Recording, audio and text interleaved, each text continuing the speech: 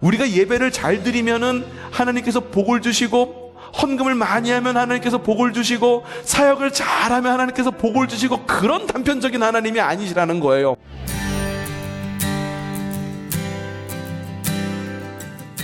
북이스라엘과 남유다. 북이스라엘은 망했고 남유다도 망합니다. 남유다는 어느 나라? 네, 바벨론에 의해서 멸망을 하게 됩니다. 근데 바벨론이라고 하는 나라도 영원하지 않았습니다. 바벨론의 뒤이은 페르시아라고 하는 나라가 이스라엘을 통치하게 되는데, 이 페르시아의 왕이었던 고레스 왕이 우리 이제 너희들 데리고 있지 않을 테니까 고향 땅으로 돌아가 라고 명령을 내립니다. 그래서 이스라엘 사람들은 3차에 걸쳐서 고향 땅으로 돌아오게 됩니다. 이 페르시아의 고레스 왕은 수룹바벨을 유대의 총독으로 이렇게 세우면서 성전을 건축할, 성벽을 재건할 재료까지 싹 얻어가지고 고향 땅으로 돌아오게 됩니다.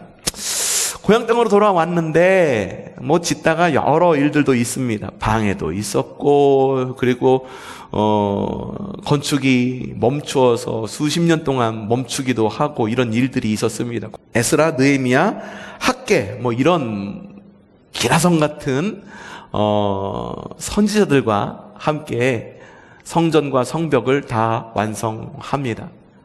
성전과 성벽을 완성할 때, 지을 때 사람들의 마음이 어땠을까요? 야, 이것만 지으면 이제 다 우리 이제 피는 거야. 하나님의 나라는 우리 가운데 올 거고, 다윗의 왕조는 회복될 거야. 그 마음을 갖고 건축을 했겠죠? 하지만 성전 건축 이후에 아무리 기다려도 메시아는 오시지 않습니다. 다윗의 왕조도 회복되지 않습니다. 그렇게 시간이 흐르는데 100년이 흘렀습니다. 1세기가 흐른 거예요. 야, 사람들의 마음이 어땠을까요? 기다림이 길어지면은요, 무기력해집니다. 이 모습을 본 하나님께서 뭐라고 말씀하셨을까? 하박국 1장 10절 말씀 읽어보죠. 시작!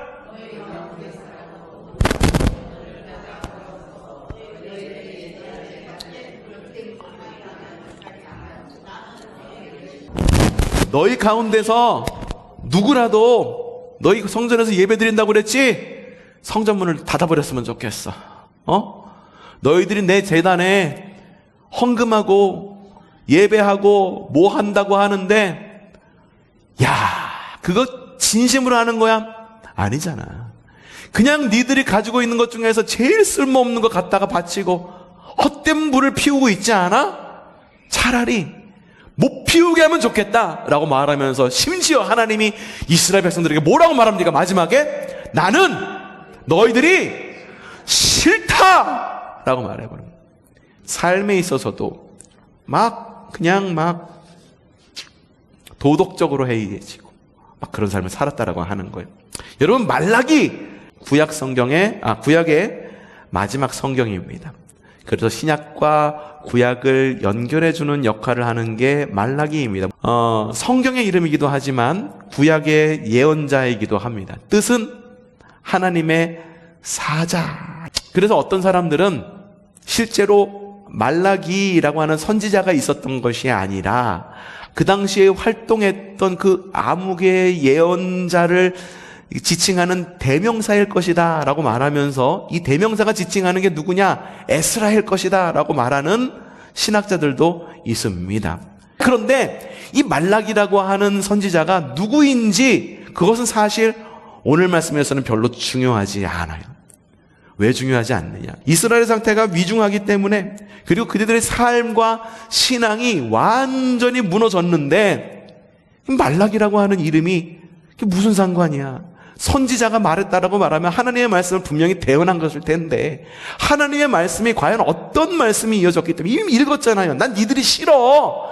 니들이 드리는 예배 안 받을 거야. 재물 드리지 마. 그럴 바에는 아무것도 하지 마 라고 하나님께서 말씀하시는데, 다른 데 신경 쓸 겨를이 어디 있겠습니까? 이스라엘 백성들은요, 아주 고개를 빳빳하게 듭니다. 말라기서 읽어보면 하나님께서 계속 뭐라고 물어요. 근데 계속해서 거기다가 말대꾸를 합니다. 자, 주님께서 어떻게 말씀하시냐? 야, 그래도 내가 니들을 사랑하는데, 니들을 사랑해 라고 말씀하시니까 이스라엘 백성들이 뭐라고 말하냐? 말라기 1장 2절 후반절 시작!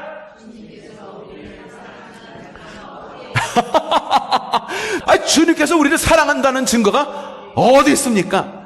사랑하신다면 지금까지 메시아가 안 하고 다윗의 왕조가 회복되지 않을 리가 어디 있겠습니까? 주님, 그런 말씀하지 마십시오 라고 이야기를 합니다.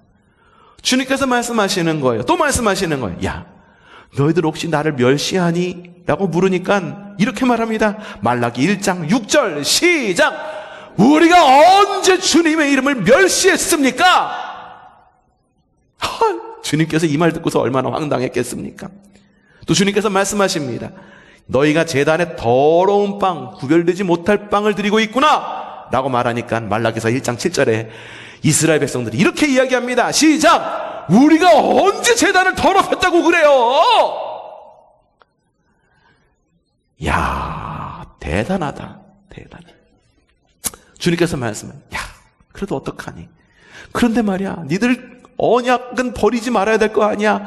니들 언약 버린 거니? 라고 물어보니까는 말라기 2장 14절에 이렇게 이야기합니다. 시작! 주님, 무슨 의도가 있으셔서 저한테 이렇게 물어보시는 것 아니세요? 묻은 까닭으로 언약을 버렸냐고 얘기하는, 우리 심판하시려고 그렇게 얘기하는, 한 자락 깔고 얘기하시는 거 아니에요? 야, 어떡하니? 너희가 말로 나를 이렇게 괴롭히는데 어떡하니? 말라기 2장 14절에 또 이렇게 이야기합니다. 이스라엘 백성들이 시작! 우리가 어떻게 주님을 괴롭게 해드렸습니까? 야, 그래도 사람이 하나님의 것 훔치면 안 되잖아. 우리가 주님의 뭘 훔쳤다고 얘기하는 거예요. 너희가 그렇게 내 말을 거역해서 쓰겠니? 주님께서 말씀하시니까 이스라엘 백성들이 말라기 3장 13절에 뭐라고 얘기하느냐? 우리가 무슨 말을 했길래, 살면서 그런 얘기 좀 할 수 있지, 무슨 말을 했길래 주님을 거역했다라고 그런 식으로 말씀하십니까? 라고 이야기를 합니다. 여러분, 주님께서 만약에 우리에게 이런 말씀을 하시면 여러분 뭐라고 대답하시겠습니까? 계속 주님께서 우리에게 물으신다면 이스라엘 백성들처럼 무슨 의도가 있어서 그러신 거 아니겠습니까? 최소한 그렇게 말하지는 않잖아요. 그러니까 말라기서를 읽어보면은요, 이스라엘 사람들이 얼마나 신앙과 삶에 있어서 말도 안 되게 하나님과의 관계가 멀어졌는지를 알 수가 있어요. 고개를 빳빳하게 들고 스스로 돌아보지도 않으면서 우린 잘못 없습니다. 주님께서 늦게 오신 거고 주님께서 다윗의 왕조를 회복시키지 않으셨으니까는 우리가 지금 이 모양 이 꼴, 삶도 이 모양이고 신앙도 이 모양이지, 세상 사람들 다 그렇게 똑같이 살아가는데 우리가 뭘 잘못했다라고 이야기합니까? 이 한마디만 보더라도 이스라엘의 지금의 상태가 어떤지를 너무나도 절실히 알 수가 있는 거죠. 그나마 다행인 건 이런 질문도 있었습니다. 자, 말라기 3장 7절 말씀 시작! 돌아가려면 우리가 무엇을 하여야 됩니까? 하나님, 어떻게 하면 돌아갈 수 있습니까? 라고 하는 질문도요, 사실 문맥상으로 본다면 그게 공손한 질문이라고 보기 참 어렵습니다. 한번 그 말씀, 들어있는 말씀 통째로 한번 읽어봅시다. 말라기 3장 7절 말씀 시작! 너희 조상 때부터 너희는 내 규례를 떠나서 지키지 않았어.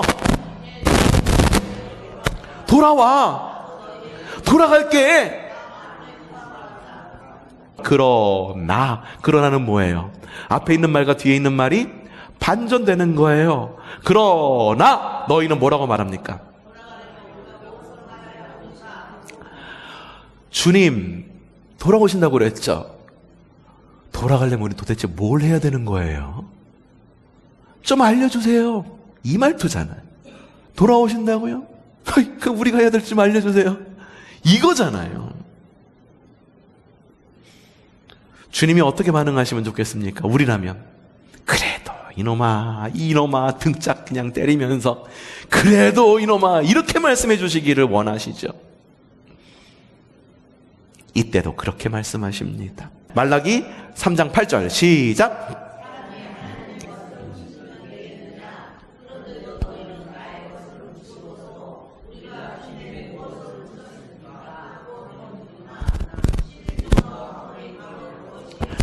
저렇게 돌아올 길을 알려주시는 거예요. 사람이 하나님의 것 훔치면 되겠니?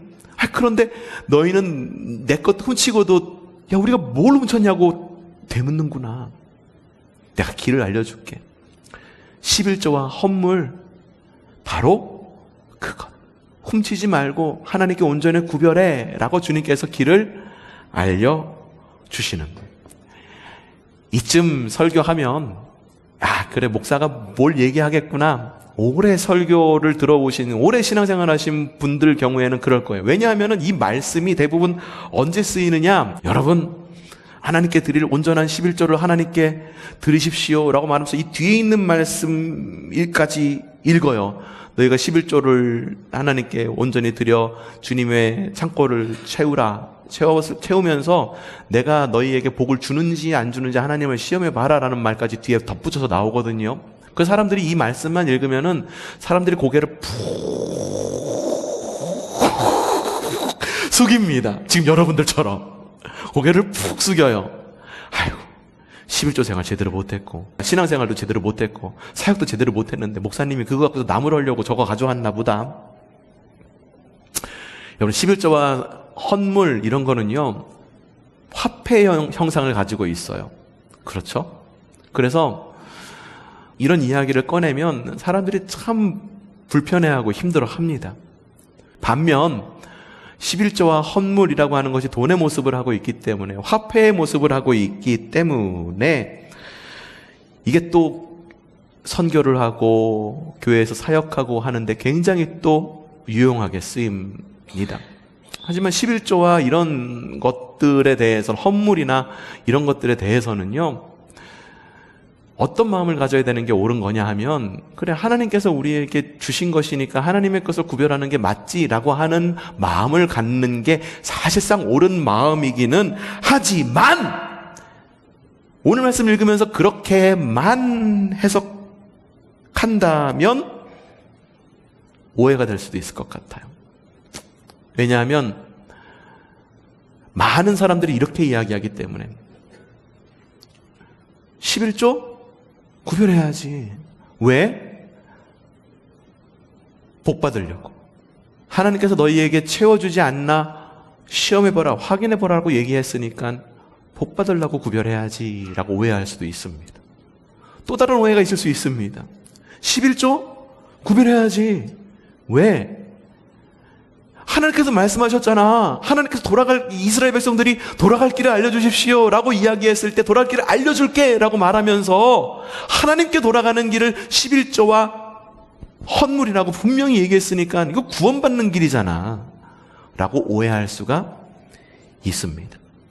하지만 여러분 그렇게 단편적으로 생각하면은요 이 말씀을 굉장히 왜곡되게 생각하는 것입니다. 이 말씀뿐만 아니라 우리가 헌금하고 헌물하고 하나님께 드리는 것에 대해서도 굉장히 크게 잘못 생각하고 있는 것입니다.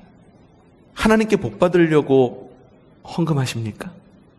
헌금하지 않으면 11조 안 하면 하나님께서 막 벌을 내리시니까는 그것 때문에 겁이 나서 11조 구별하십니까? 만약에 우리의 구원이 하나님께 드릴 그 무엇 혹은 하나님을 위해서 행하는 그 무엇에 묶여있다라고 말한다면 완전히 우리의 믿음의 고백과 완전히 맞지 않는 우리는 뭐라고 하면 무엇으로 구원받는다고 그래요? 믿음으로 구원받는다, 은혜로 구원받는다라고 말하면서 11조 안 하면 벌 받으니까 11조 해야 되고 헌금하지 않으면 하나님이 복을 안 주시니까는 헌금해야 된다라는 생각으로 신앙생활을 하신다고 한다면 이렇게 이야기해야지. 열심히 봉사하고 열심히 헌금하고 하나님의 일 열심히 해. 너희의 행위가 너희를 구원할 거야. 우리의 믿음은 그게 돼야지 맞는 거죠. 물론 하나님께 온전히 드려야 될 것은 온전히 드려야 됩니다. 하지 말라는 이야기가 아닙니다.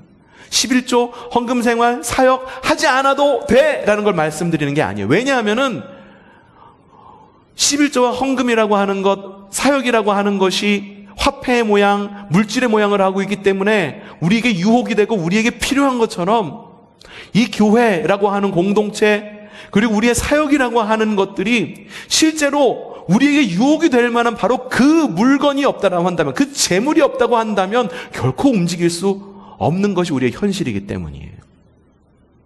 근데 여기서 말하는 게 무엇인가? 하나님께 돌아갈 길을 알려주십시오 라고 말했을 때, 야, 11조와 헌물이 바로 그거야 라고 말한 이유는 뭘까? 이미 주님은요 3장 8절에서 이걸 이야기하시기 전에 3장 6절, 그러니까 아까 전에 야 돌아가려면 우리가 무엇을 해야 됩니까? 라고 말하기 훨씬 전에 바로 앞절에 6절에 뭐라고 이야기하느냐, 이렇게 말씀하십니다. 이 말이 뭡니까? 나 주는 어떻다고 말합니까? 변하지 않는 것. 하나님은요 과거나 현재나 미래나 언제나 동일하신 분이에요. 변치 않으시는 분이세요. 그 변치 않으심이 바로 하나님의 신실하심이라는 거예요. 이 말이 곧 뭐냐면은 우리가 믿을 만한 분이시라는 거예요. 왜? 동일하시기 때문에. 언제나 동일하게 이스라엘을 회복시키시고 이스라엘을 구원하실 마음을 갖고 계신 하나님이 바로 우리 하나님이시기 때문에 동일하신 분이라고 이야기를 하는 거예요. 구원이란 뭐냐 하면은 우리가 무엇인가를 갖다가 열심히 했기 때문에 받는 것이 구원이 아니에요. 우리가 예배를 잘 드리면은 하나님께서 복을 주시고, 헌금을 많이 하면 하나님께서 복을 주시고, 사역을 잘하면 하나님께서 복을 주시고, 그런 단편적인 하나님이 아니시라는 거예요. 우리가 무엇인가를 했기 때문에 우리에게 복을 주시고, 우리가 무엇인가를 했기 때문에 우리를 구원하시는 하나님이 아니라, 우리를 구원하시는 이유는 뭐냐 하면은, 따라하십시다. 하나님은 신실하시기 때문에. 그게 우리를 구원하시는 이유예요. 오늘 말씀의 의미는 무엇일까? 우리가 읽고 있는 성경이 새번역 성경인데 이 말씀을 조금 더 우리말에 가깝게 풀어서 번역한 신학자가 계십니다. 유진 피터슨 목사님이라고 계시는데 그 유진 피터슨 목사님이 메시지 성경이라고 이렇게 번역한 성경이 있어요. 여긴 조금 더 우리말에 가깝게, 현대인의 말에 가깝게 번역이 되어 있습니다. 뭐라고 번역이 되었냐? 이렇게 적혀 있습니다. 자, 메시지 성경으로 말라기 3장 6절에서 8절 초반절 말씀 읽어보죠. 시작!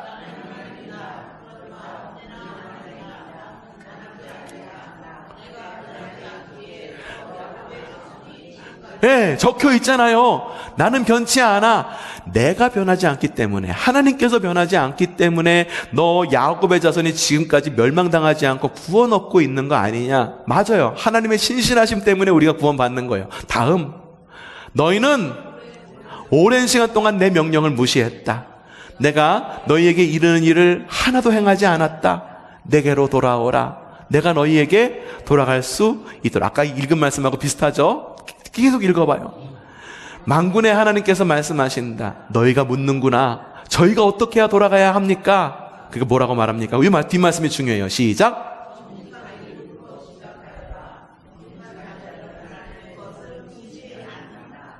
하나님께서 신실하셔. 믿을만하셔. 하나님께서 정직하신 하나님이야. 그러니 너희들도 정직한 일부터 해라. 너희들도 신실해라. 하나님께서 거룩하시니 너희도 거룩하라. 같은 말. 지난주 말씀 기억하시죠? 그리스도인의 우선순위에 대해서 말했습니까? 마태복음 6장 33절 다시 한번 읽어보죠. 시작. 그리하면 이 모든 것을 너희에게 더하여. 지난주에 말씀하셨잖아요. 우리의 기도 순서가 바뀌었다고요. 하나님 이걸 채워주셔야지 내가 하나님의 일을 하잖아요. 그게 아니라 하나님의 우선순위는 뭐다? 하나님의 나라와 하나님의 의를 구하라. 그리하면 이 모든 것을 채워주겠다. 이러한 바른 우선순위를 가진 사람, 우선순위가 바로선 하나님의 나라와 하나님의 의를 구하는 우선순위가 바로선 그리스도인이라고 한다면 하나님 앞에서 어때야 된다는 말이에요? 하나님 앞에서 신실해야 된다는 거예요. 하나님 앞에서 정직해야 된다라고 하는 거예요. 하나님 앞에서 신실하고 정직한 우리가 하나님의 백성이라고 한다면 굳이 헌금해야 된다, 사역해야 된다, 뭘 해야 된다라고 이야기하지 않아도 이미 그건 디폴트 값이야. 이미 정해진 값이야. 이미 하나님 앞에 정직한 사람은 거짓말하지 않고 이웃을 사랑하고 하나님께서 말씀하시는 한 항상 기뻐하고 쉬지 않고 기도하고 범사에 감사하는 삶을 살아가는 거지.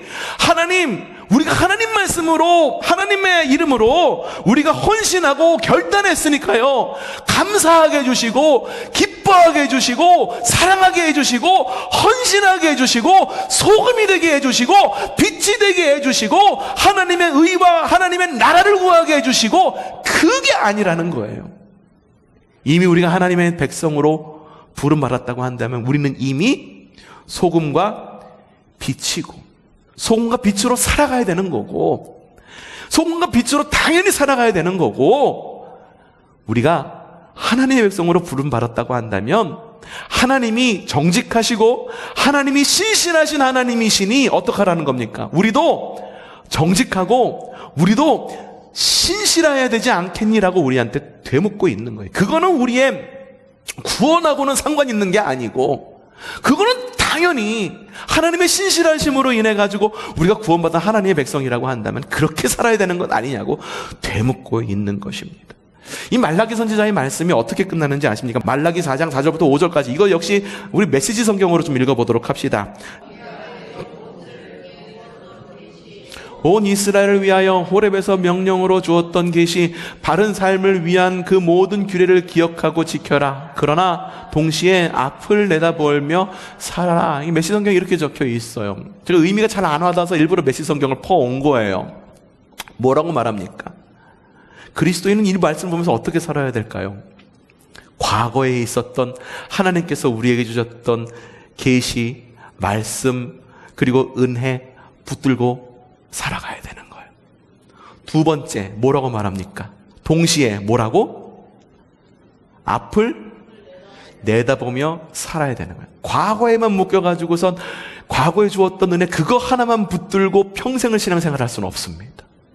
앞을 내다보고 하나님께서 우리에게 채워주실 은혜를 붙들고, 그러면 과거가 있고 미래가 있으면 뭐가 있어야 됩니까?